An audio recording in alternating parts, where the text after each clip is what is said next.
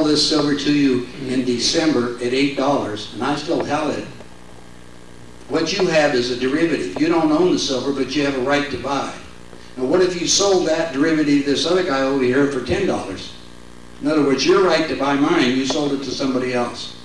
What do we have? The backing of the major banks in New York right now, $100 trillion worth are derivatives. What we have is a huge Ponzi game that is planned to collapse.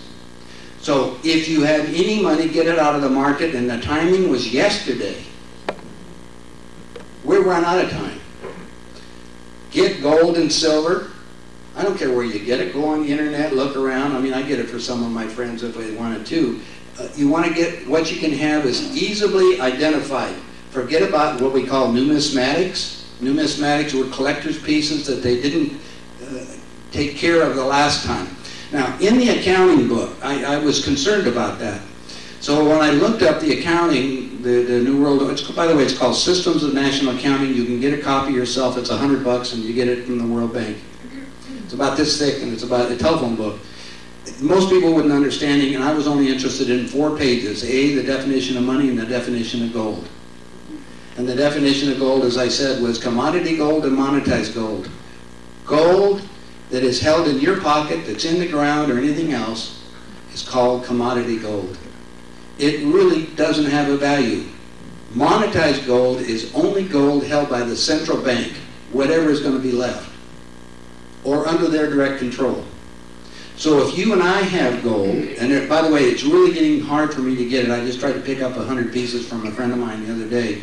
I got them, but it took me about 4 days. I'm buying maple leaves because I'm trying to get you gold as close as we can to spot. Every day they trade it. You mentioned a few minutes ago about the Rothschilds. The Rothschilds were interesting because the Rothschilds were the biggest traders in gold in London for the last 40 years. They don't want it, so they shut down their gold trading. Within a week, our great illustrious leader over in England, not Arda, his over there, said they were going to have a referendum on changing their currency now to the euro. Euro is partially backed by gold. Right now, you got Putin that told Bush no more dollars for the oil. Oil, basically, that's what they're doing. They're selling their oil right now for gold. Or Malaysian currency. Malaysians are putting together gold at this minute. Historically, that's what it's going to do.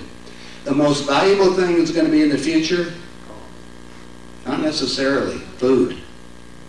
In 3 days, people will steal for food. In a week, they'll kill for it. When I was at the Population Institute on this last, 3 days ago, I'm sitting here looking at pictures of little kids over in Africa. They're actually out picking up ants for their food, little baby ants. I don't know if you've seen these or not. I mean, I'm sitting here looking, they don't have any food. There's nothing left of these things. And yet we're looking, now I have a doctor friend that was very concerned about this stuff, and he said, look, I can help because we mine 90% of the fish in the ocean. Did you know that? Mining means we processed almost all the edible fish that are there today. And this doctor friend of mine said, that's a concern to me. How do we help these people in Africa? So he got a $100,000 grant from the World Health Organization on working on DNA. That's to change the fish so it would be edible. Man, that's a good plan, wasn't it? Part of this program was that he had to share the technology with the doctors at Fort Detrick, Maryland. Fort Detrick, Maryland said, aha, we have some new information now, so we're going to create this new thing for this population control stuff. And so there's where they created a new virus that we all commonly call AIDS. Nobody dies of AIDS, never have. What you do is you die of opportunistic infections because the AIDS shuts down your immune system. What you need to do is learn nutrition, because nutrition is what keeps your body going. So that's real critical.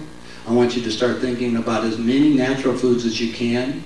The organic grown, if you can. Most of the other foods, and organic's kind of a misnomer. Even though they claim organic, it's not necessarily true. And in California, they have a real big deal. You notice when you go to the grocery store, they have a big deal about carrots. Don't you buy the carrots coming in from California? Carrots are planted between the crops of cotton. Did you know that? It's in between to bring the soil back, and what to do, the carrots take all the junk and stuff we sprayed on the cotton plants and absorbed it back into it. So when you're making your carrot juice, what are you getting? Poison. You're getting poison whether you know it or not, and it's very slowly. I'm just telling you that an educational bed that you want to look at is food and nutrition is very critical. Start looking at all the alternative. There's a lot of my doctor friends are getting out of the doctor friend business because of all of basically the HMOs and the insurance companies, which really control the medical industry and the pharmaceutical companies. They're all manipulated the same. They're all run by the same house of cards that are sitting down here and using you as basically experiments. And I'll tell you how bad the experiment is. World War II, which is a ways back, the doctor that was in charge of doing all the experiments on how to kill people in Manchuria up in China, he was a Japanese soldier. Remember, the Japanese were taking our prisoners. They take them up and they were injecting them with everything they could to figure out what to do. At the end of World War II, we gave him citizenship, and he's in charge at Fort Detrick, Maryland. Pretty heavy? So what we have is a stacked deck, no matter which one. But if you're smart and you're one of those guys, aren't you going to hire the best talent to run anything? That's the same thing with them. So they want you to get the best education. They're going to call you out. You can't even get your kid into high or college right now because of the grade score. Everybody's going at it. And right now, remember what I told you? You were a human resource. If you were an engineer today and you were looking at the bottom line, where would you get the best trained engineers for the lowest cost in the world? India and China. So what does that do to the Americans? We basically got rid of everything here, guys. The United States is on the way out and very fast right now. So my critical thing is, I want you guys to consider, and just consider what I'm saying. Research what I'm telling you, is get rid of your real estate. It's a burden on you. You think you own the house, it owns you. Things will become a very big burden in the days ahead because you're not going to take anything with you. And you're not even real. Remember? You're an illusion. You're a hologram of condensed. Remember that picture of the spacecraft coming down? Now, I used him as an experiment a little while ago, didn't I? And we just showed what happened on that. Let me show them things that are even worse. Are you ready? I'm ready. He's a real good kid. No, come on up. I just want to show you this. We're going to do the same little deal I had. Stand up. I'm just going to prove that he's a hologram. Hold your arm out. Now, I'm going to push down on this hologram, right? Okay. I'm pushing down, he's holding it up. Now, what I'm going to do now is cut the outer energy lines by doing this, which I just did. Now watch. Did you see that? So what I'm telling you is you are a hologram of condensed light. You can only visually see what's going on. How many of you in here have seen the new movie, What the Flow? What the bleed? Yeah, What the Bleed. From a scientific standpoint, when you come down to the smallest particles, you'll look at it, and it's in the movie. It appears to the smallest particles is a series of protons and neutrons that are spinning so fast they appear to be solid. So what happens is you appear to be solid. The truth is I was easily manipulating you without touching you. And I do the same thing when I was talking about doing energy work. I pull the energy around your body. I have the ability to feel the energy and see what's going on within your body. Since you're all being held together and you didn't know you were just an illusion, inside of us is a spirit. The trouble is we don't awaken to that spirit within. I want all of you to try to awaken to be in constant communion with spirit. The lessons are in the handbook, Embracing Rainbow and Becoming. I suggest you all get in there, and everything you do from now on, what I do, is for the highest and best good for mankind. It's not for how much I can put in my pocket. It's how much we can do to have a segment of the reality that's going to be left on this planet. I'm going to read you the final message that I got I mean, it's not the final one I got, but I'm going to read you a message I got from the extraterrestrials. And this is, remember everything, somebody asked me something about, well, I did this 20 years ago. Guys, it's okay to look back, don't stare. Only thing that's existing is right now. And what we're going to create in the future, is that okay? That's all we're going to do. And it's all done by what? Thought. In connection with the creation, in order to sustain an extension of the creation. Otherwise, we're going to cease to exist as we know it. Let me get this little message for you. It's your plane ticket. Plane tickets. Now my 2 extra tickets. Right. I got 3 tickets to come down here today because my plane was a little mechanical problems. And so to make sure I was coming here, I got the next 2 flights booked.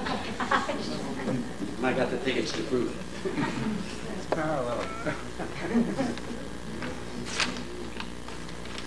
What I want to do is I'm going to read this to you, and then when I get through reading this, then I'm going to open it up for a little while for questions on any subject, because I went over a lot of it, and like I say, we run out of time too quick.